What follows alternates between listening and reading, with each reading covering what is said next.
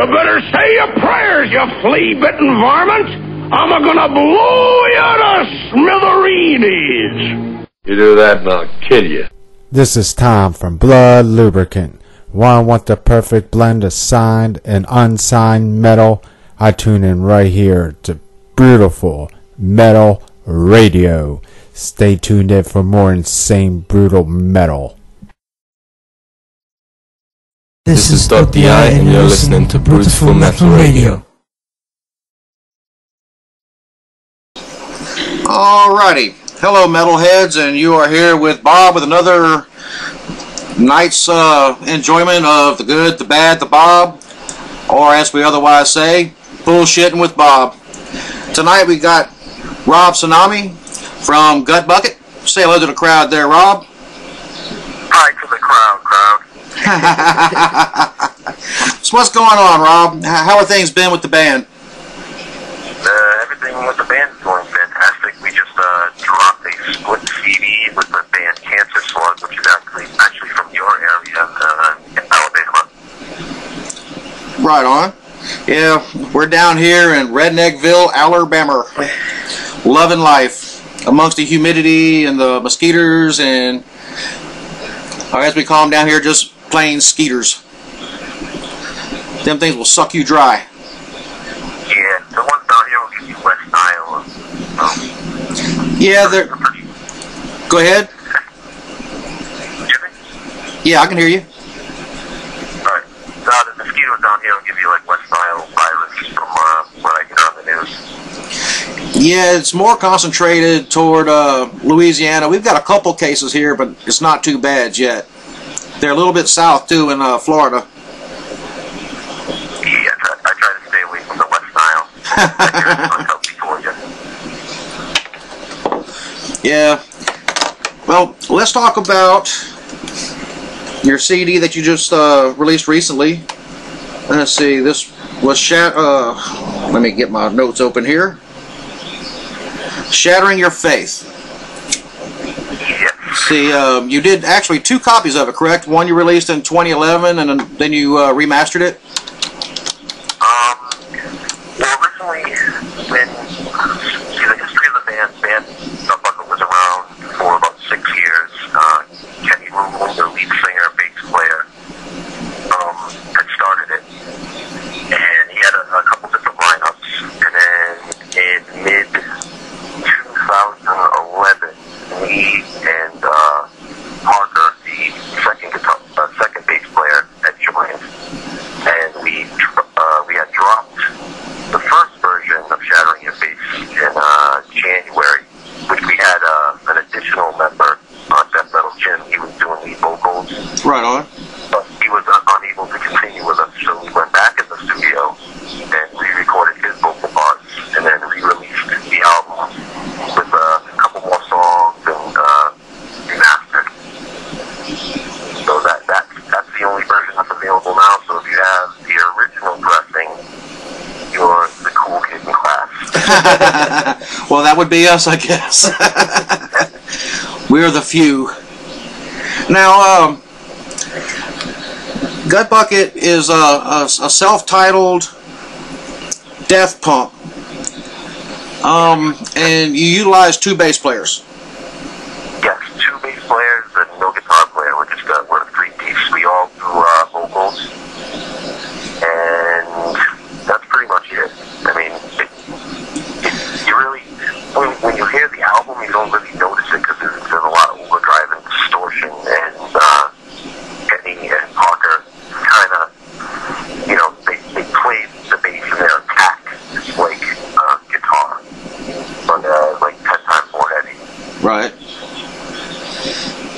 Well, I know when I first heard you guys, man, the sound blew me away. I mean, really deep, guttural, and you really don't miss the guitar at all. I mean, with the distorted bass, it's really driving. Yeah, definitely. That's why one of the reasons I really enjoy playing with these guys is it's original, it's powerful. There's a heavy punk element to it, but kind of through the eyes of the death metal grindcore kind of band. You know what I mean? We're big fans of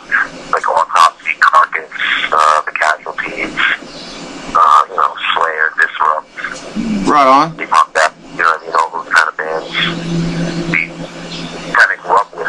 We just kind of mashed all that shit together and kind of came out with Gut Bucket. Now, well, how's the shows been? The music you guys create, in my mind, I get a vision of a really brutal pit. Is that the case during the shows? Yeah. It's good. I mean, it's definitely mosh pitable music. You know what I mean? It definitely works. We had done a tour in April, and we had a really good response. We played in New Hampshire, Boston, our own area, Providence, and we played in Pittsburgh also, and we got a really good response in Pittsburgh. That's the same area where like Dropkick Murphys and bands like that come from, correct? Yeah. I was fortunate enough when I was serving over in Germany to catch Earth Crisis live, and you know they're a militant vegan punk band. I thought they were really good. I'd never heard of them before then, and I went and bought a couple of their CDs afterwards. But really brutal stuff. Yeah, definitely. I mean, even if you're not into the philosophy or certain bands, sometimes you know the music always speaks for itself, regardless. You know what I mean?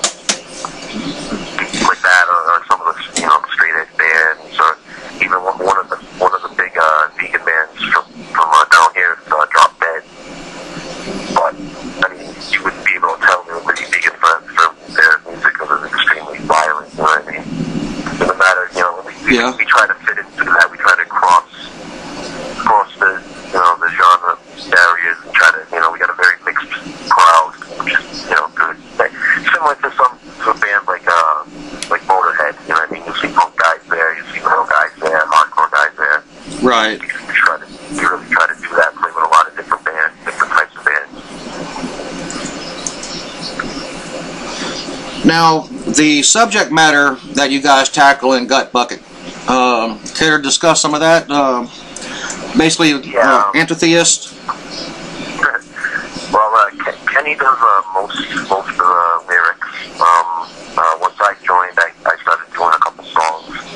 I'd say about 90% of the lyrics are about horror movies or TV shows, and then we have songs about random violence and a couple anti-religion songs. Right on. Pretty much sums up what we're doing. And the horror style you guys, at least what brings to my mind is something like the Evil Dead series. Yeah, we're kind of like a few people that reviewed it, and we're kind of like the soundtrack to the oncoming zombie apocalypse. That kind of works for us. Right on. But I'd say a good 70% of the songs on Shattering the Faith are based on horror movies and or TV shows. Like Dark Passenger, about Dexter. Nightmares and Night Bleeds is a Freddy Krueger song. 13 is obviously Friday the 13th. We got a lot of Otis from Devil's Rejects. That's another song. We pretty much try to get down the horror icons. Now, while we're on the subject of horror movies, have you had a chance to see, I'm sure you have, any of the Rob Zombie horror flicks? Yes, I have. And what are your thoughts on them? He's back 50-50 as far as I'm concerned. I know some people disagree with me. Some people, even in my band, no names, Kenny. But I think the first Halloween he did was really, really good, and Devil's Rejects was awesome. I think Halloween 2 and House of 10 Corpses were pretty much Island Steam 16 piles of crap. But so I'm kind of keeping my fingers crossed for the movie, see what happens. I'm in agreement with you. I did kind of like House of 1,000 Corpses. I thought it could have been a little better. But I'm a fan of what he does, except for Halloween 2.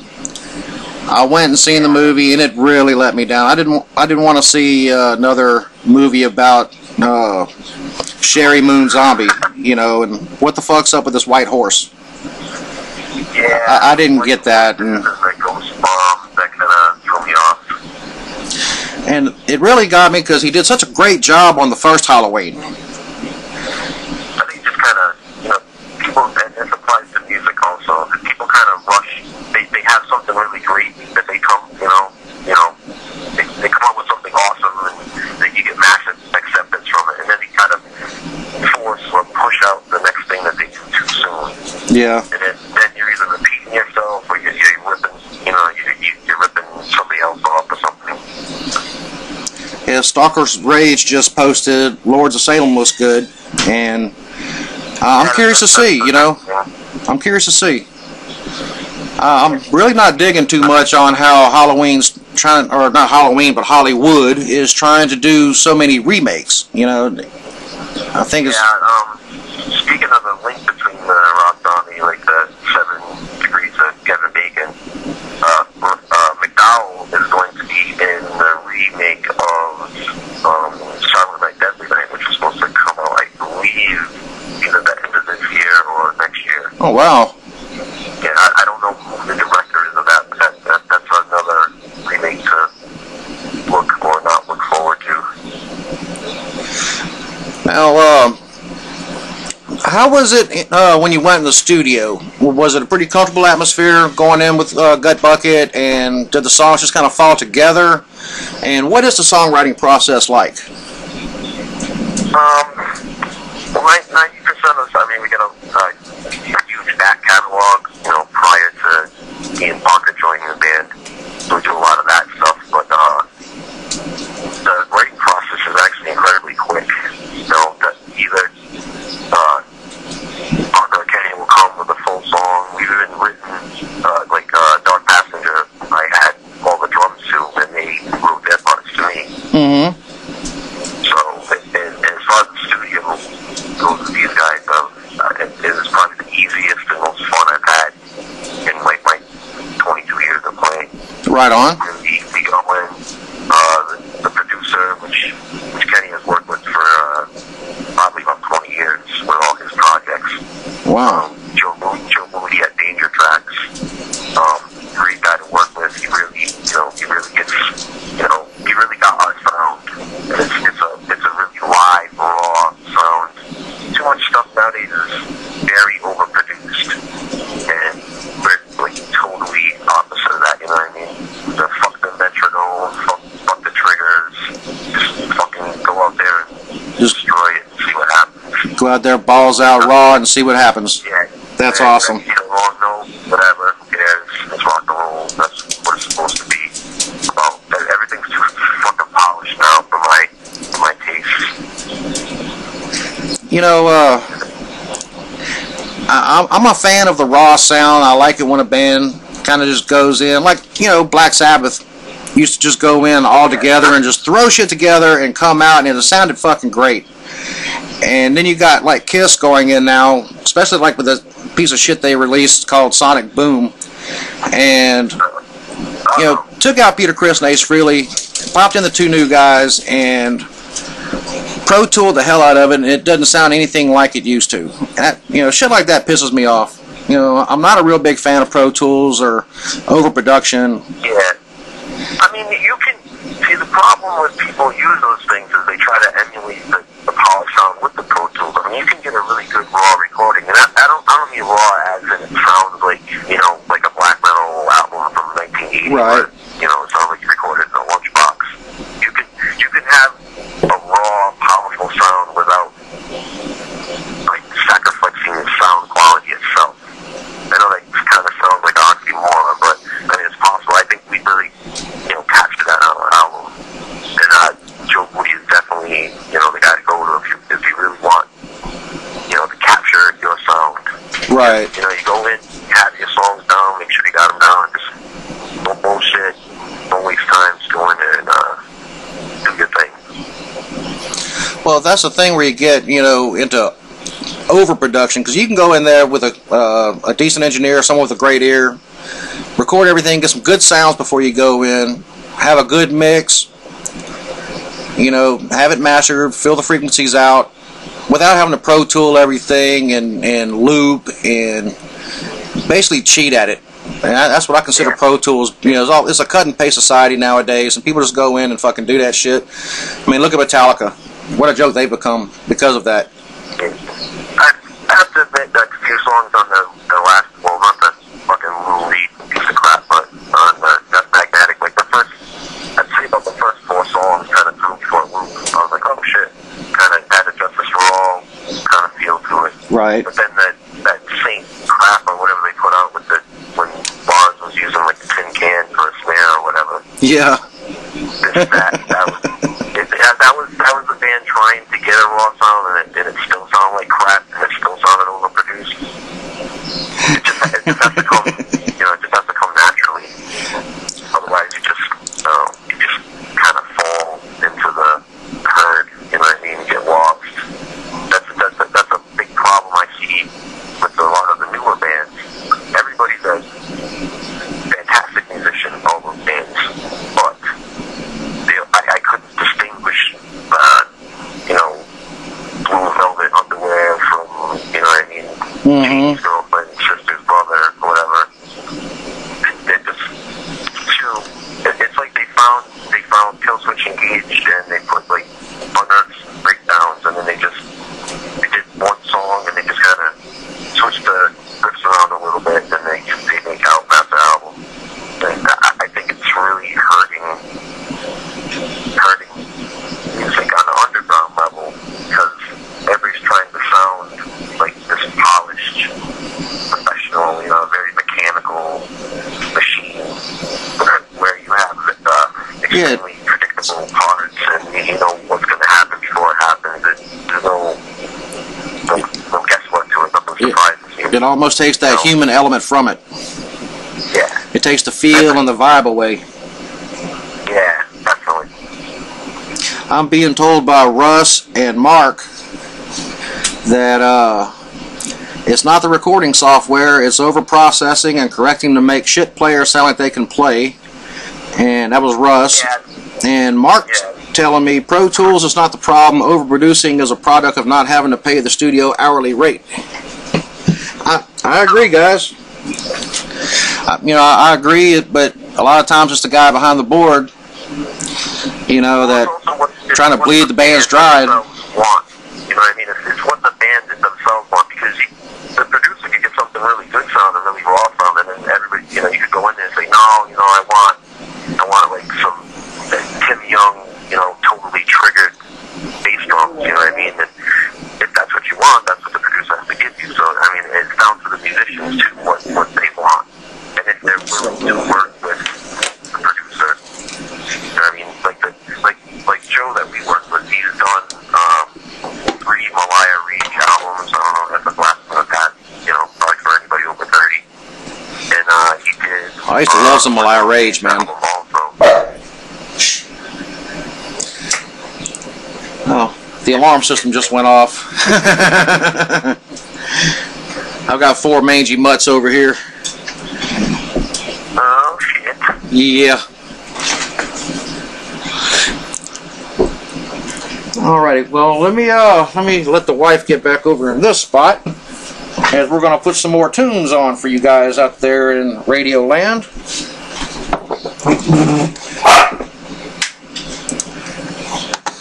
And let's see, we're gonna play Shattering Your Faith, In My Cellar, and Otis. 2, 3, and 4. Right on, brother. We'll be back in just a few. Alrighty, metalheads, we are back, minus the technical difficulties, and we are back with Rob Cinami of Gut Bucket. And that's how we do that stuff down here in the South. Yeah, I'm being politically correct for you guys there. Say again? I'm gonna be politically correct for you guys there. Oh, you ain't got to do that. There's no politically correct down here. At least we try not.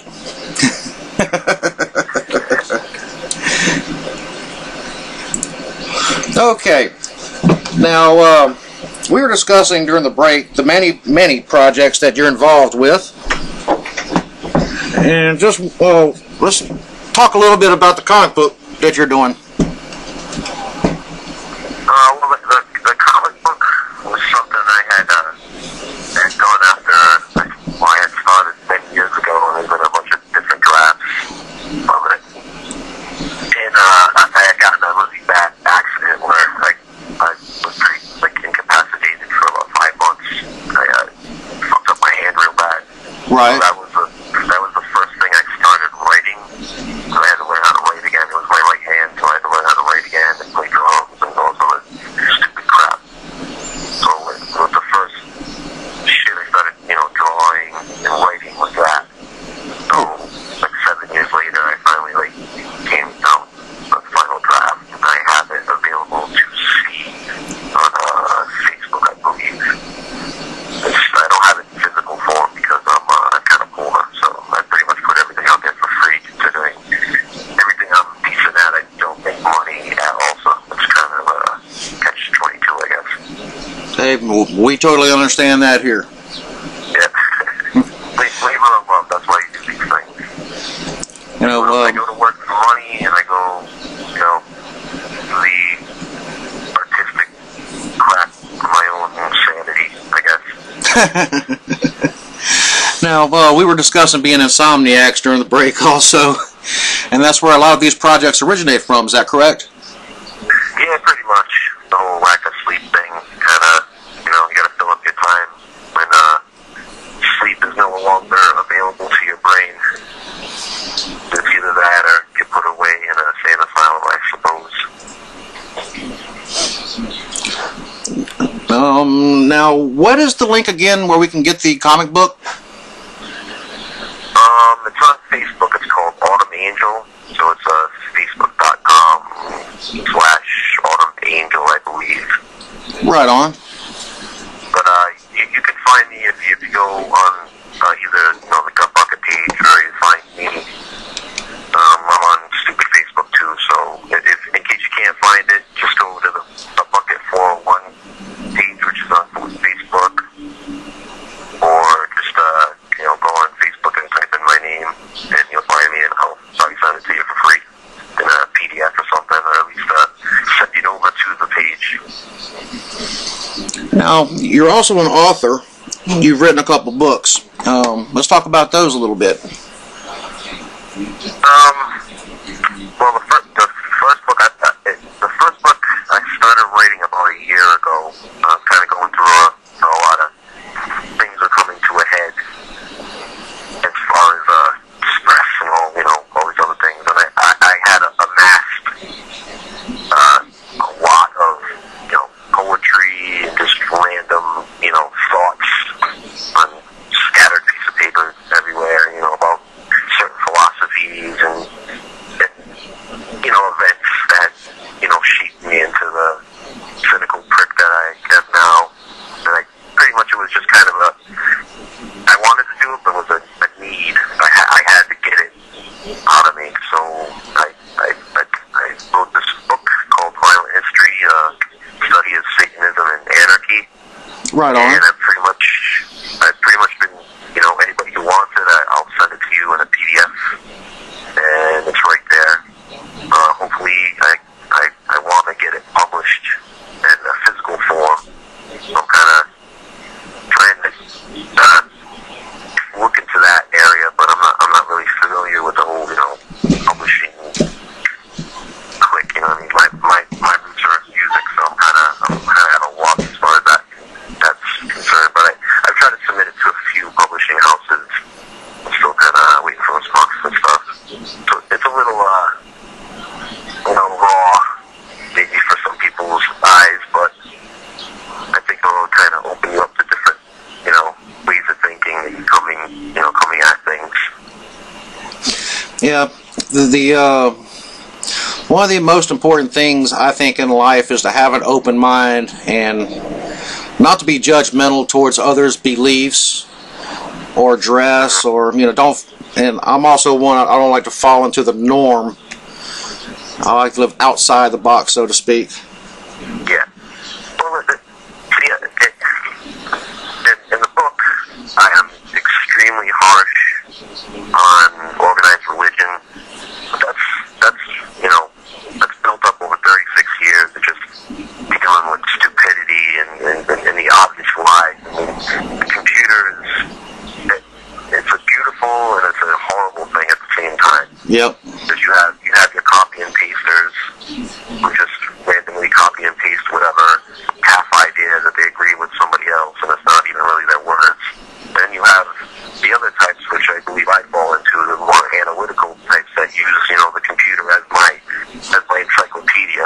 If I have a question or something I disagree with, I actually seek it out and read about it. You know what I mean? I'm extremely critical of the one God religions, Judaism, Christianity, and Muslims. That whole mindset, that whole servitude thing, it just never ever has sat well with me. But instead of just being critical of it for no reason, like, oh, hail Satan, blah blah blah, screw that crap. Just that's stupid. That is so, I don't know, adolescence. Yeah, but that's you know what I mean. You have the whoever that's whatever denomination, left hand path denomination you may align yourself with, but a lot of those people, they're not really well informed. You know what I mean?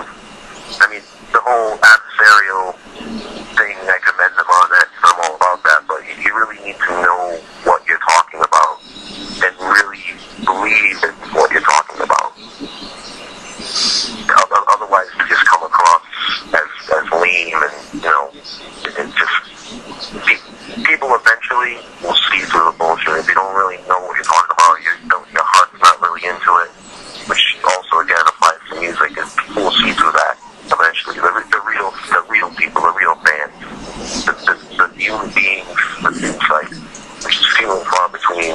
Mm-hmm. But I believe they're out there. I got quite a few friends, and they seem to be awesome. So I'll stick with them. Now, you also are involved with a comedy troupe. And what all is involved with that? Do you guys perform places, or how does that work? That question? Say again?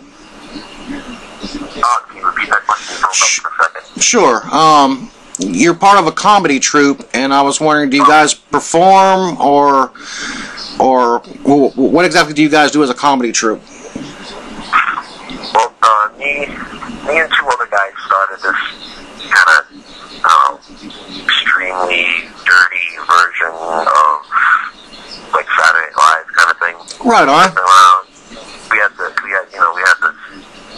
camera, and we had the editing equipment, so we pretty much just started making really, really raunchy, skits. Very un-PC, actually as un-PC as possible, just for our own enjoyment. And then they actually came out pretty funny, so we just put them online. But we haven't done anything live or anything. You know what I mean? We just pretty much, half of it's written and then we wing the other half, and then whatever comes out, comes out. Now this could be found on YouTube. Pretty much. Excuse me? This could be found on YouTube? Yeah, YouTube. Look up Scumbag Skits, and just Scumbag Comedy, and you should, we'll pop up in one capacity or another. Okay, now let's see, we've got about a quarter till 9. Let's discuss, we'll kind of discussed on it a little bit, touched on it, about the philosophy. You are a proclaimed Satanist, as I am too, and which branch do you fall into? Because there's the LaVeyans, generational Luciferians, so on and so forth. Which group would you consider yourself falling into? I consider me, I guess, part of my own group. That's the best answer. when I see Satan, it's just like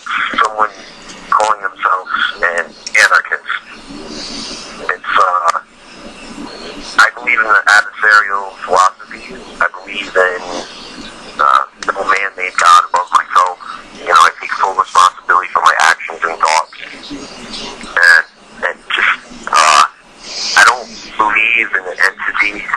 You know, I don't believe in a big, muscly, steroid, you know, devil guy who lives in the ground and, like, stabs people in the ass with a pitchfork. That to me, that's just the Judeo, you know, Christian Muslim version of what, you know what I mean, just a bastardized version of paganism. They were the new hot thing at the time, the whole one God system, and it kind of took over.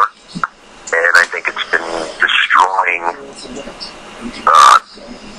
mankind in history as we know for many, many years. It's just the whole fear of taking responsibility for yourself and letting others do it for you. I think human nature is really opposed to that. You really have to force yourself into that way of thinking, because your natural state of being. I mean, we're still mammals. We still have animal instincts. Right. You know what I mean? Somebody cuts you off in traffic, you get pissed off. Mm-hmm. That's your animal self. You know what I mean? Your first inclination to do anything is that's your true self. You might not act on it, and then most times it's good that you probably don't. But your first instinct is your natural animal instinct. And everything about that Islamic Judeo-Christian religion machine is just the total opposite. It's all about servitude and worship, which worship to me is, I just find very ignorant. I mean, I guess I would be put into the category of more of a Levian kind of thing, but I'm not. They still partake in rituals to some degree. You know what I mean? Well, you know, early on.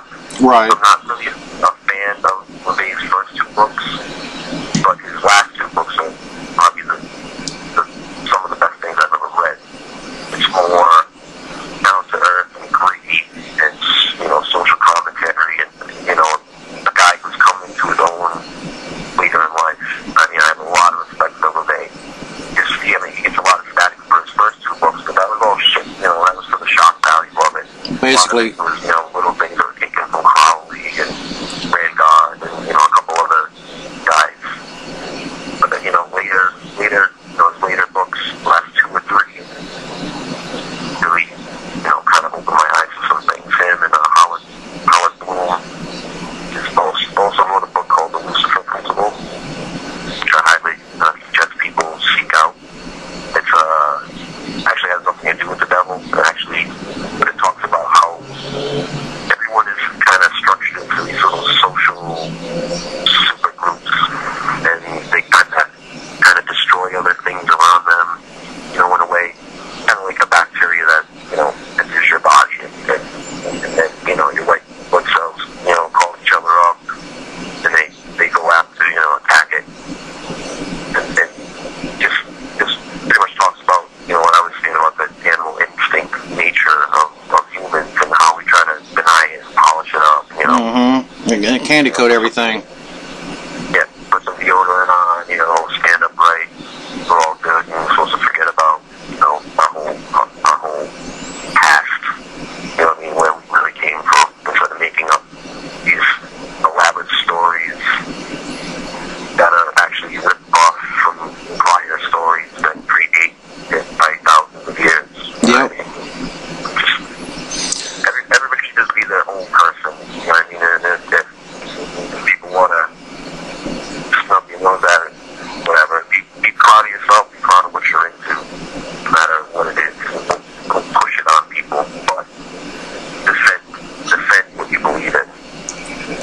You know, the thing a lot of people don't understand, too, especially with the big three religions being Christianity, Judaism, and Islam, as you said, is that everything sprang forth from Judaism. Islam came from Christianity, Christianity from Judaism, and Judaism actually came from the time when the Jews were conquered by Babylon and dispersed all over the place and were enslaved.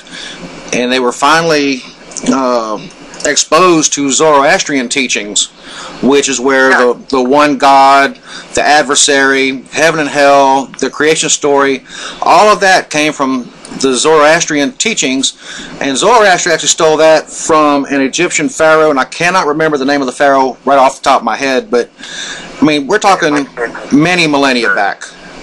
Yeah, it might be during the Sumerian time that maybe even predates the Egyptians a little bit. But I mean, most of the stories in the three main religious books are plagiarized from older things like the flood and the Trinity, things that happened, already kind of, they kind of changed. They did like Hollywood. They kind of took it and took some things away they didn't like and kind of made their own thing out of it. And then once it gained steam, they really sought out to destroy anything that didn't agree with it. Shit, they even destroyed people that their own followers.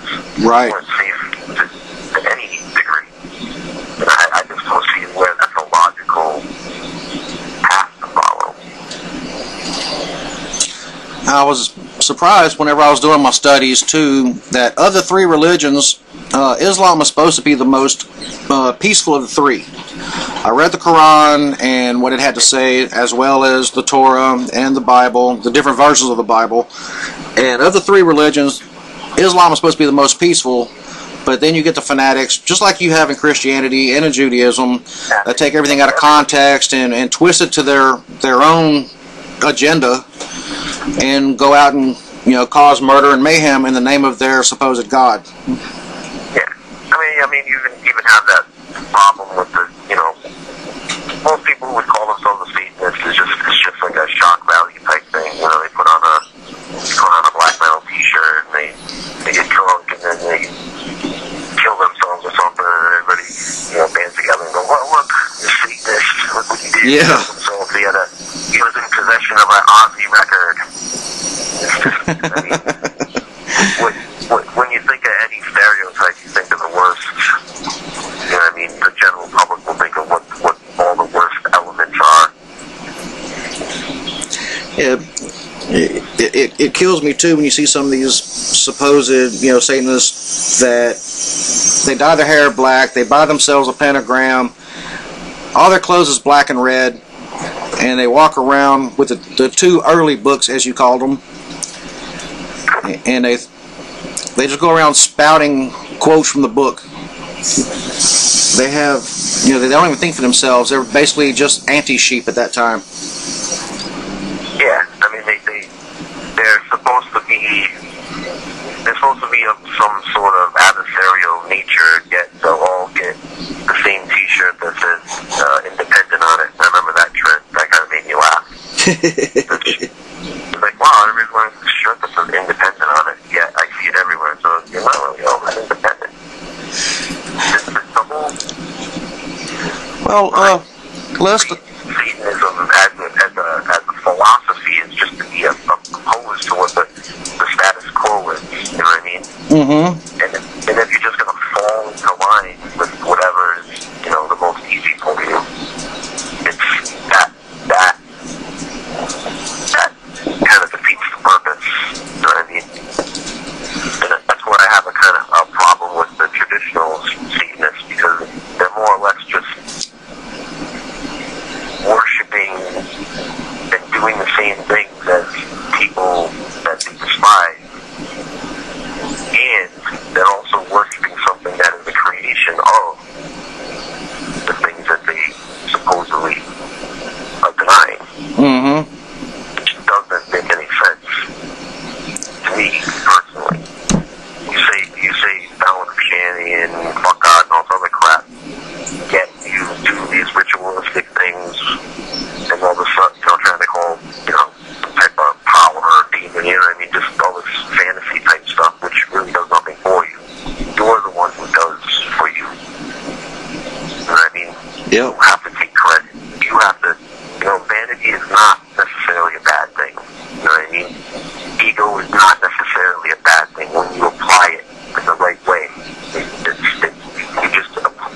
If you can apply that to your drive, you know what I mean? You don't necessarily have to step on people to get where you are, but if you just apply you know what I mean, the self-empowerment, and accept the spoils of your labor.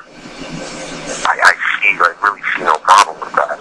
And once again, going back to the whole one God system, everything about that is, you're not good enough.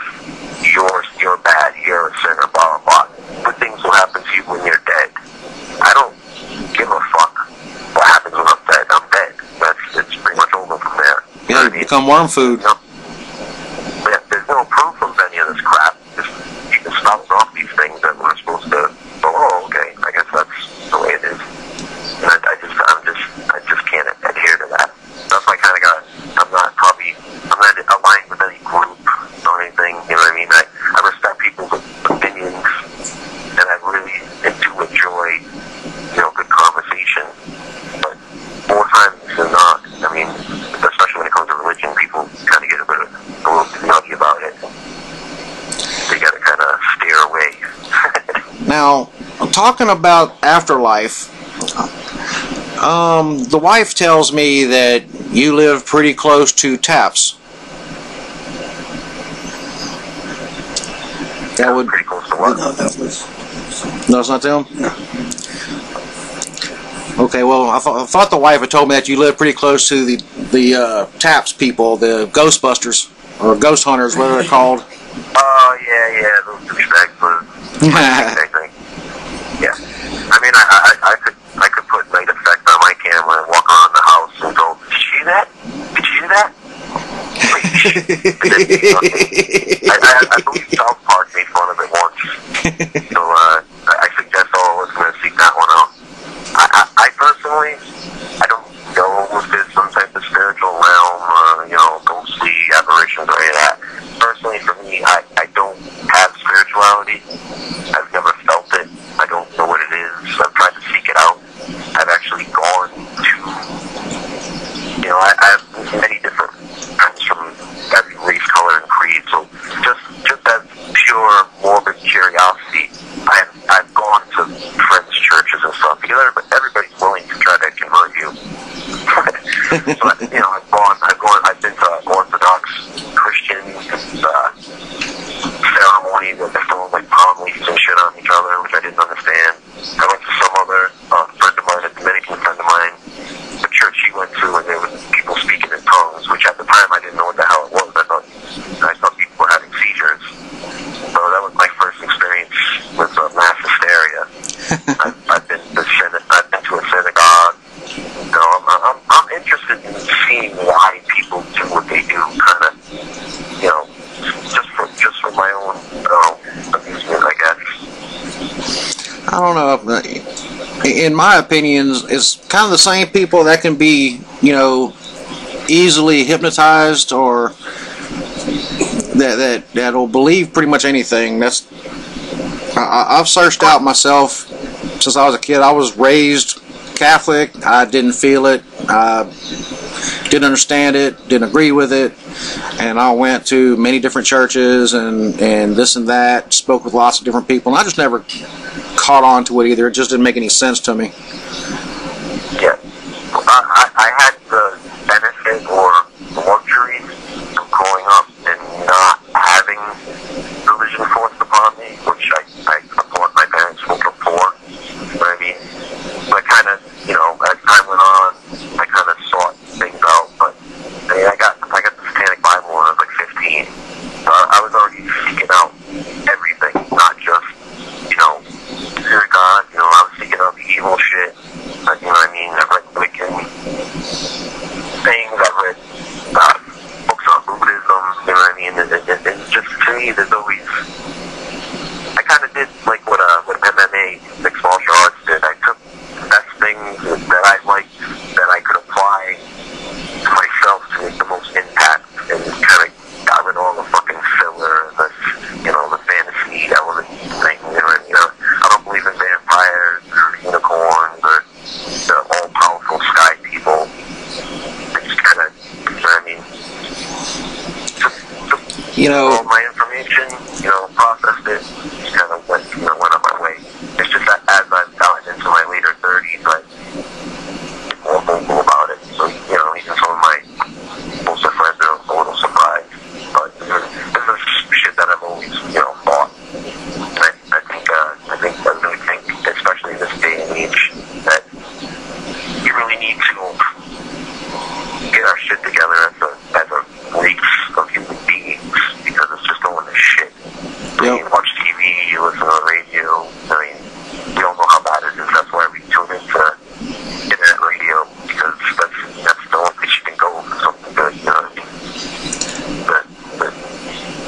most of your media outlets really brainwash folks, so to speak. I mean, it tells you what to eat, what to drink, where to go, where not to go, how to be, and our kids watch this every day, and it's really not healthy for society in general. No, it's not. But what's most easily acceptable is usually what most people accept, unfortunately. Yeah. And one of the unfortunate parts of human nature is they really like to gravitate towards the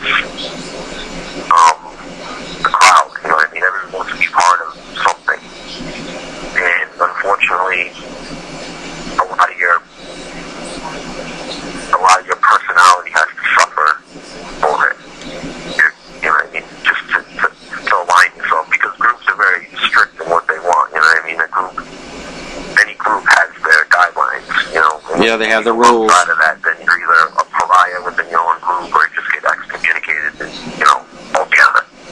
So that's not really the kind of group that I would like to be a part of. Yeah, that kind of falls into LeVay's good guy badge theory. Yeah, definitely. That's something my girlfriend says all the time. That's one of her favorite lines of LeVay's. Oh, I'm the good guy. Look, I got my good guy badge. I didn't say that. Someone else did. Yeah, it's kind of like when you work for an employer that you don't.